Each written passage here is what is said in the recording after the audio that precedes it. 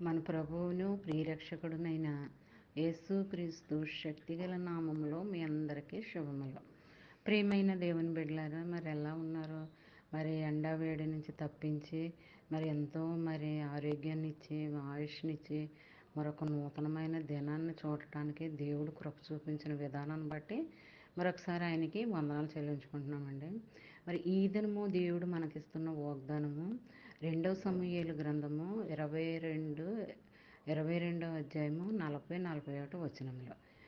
యుద్ధమునకు బలము నీవు నన్ను ధరింపచేయుదువు, నా మీదకు లేచిన వారిని నీవు అణిచివేయుదువు, నా శత్రువులను వెనుకకు మళ్ళీ చేయుదువు, నన్ను ద్వేషించే వారిని నేను నిర్మూలన చేయుదును.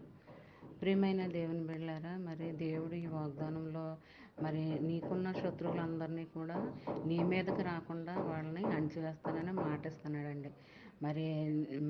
ఎదుటి శత్రువు మీదకి విజయాన్ని ఇస్తాను అని అంటున్నాడండి, బలాన్ని ఇస్తానని అంటున్నాడండి. నీ మీదకి ఎవరైతే వస్తారో వాళ్ళని అక్కడికక్కడే అణిచేస్తాడంటండి.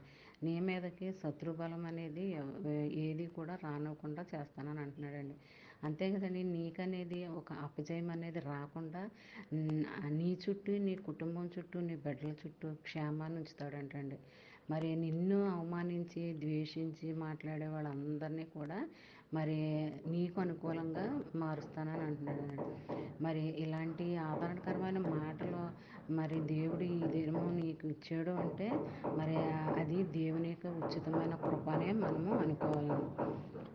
దేవుడు ఈ వాగ్దానం ఈ వాగ్దానంలో ఉన్న ఆదరణకరమైన మాటలన్నీ కూడా నీ జీవితంలో, నా జీవితంలో, మనందరి జీవితంలో జరగాలని ఆశిద్దామండి.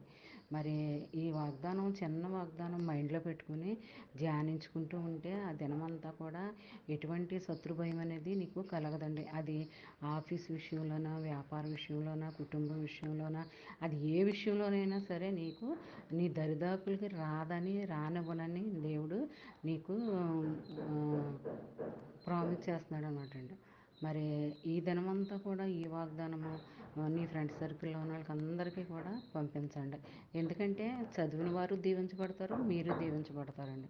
అలాంటి దీవెన ఆశీర్వాదాలు ఎప్పుడు కూడా నువ్వు నేను మనందరము పొందుకోవాలని కోరుకుంటూ, ఆమేన్. God bless you.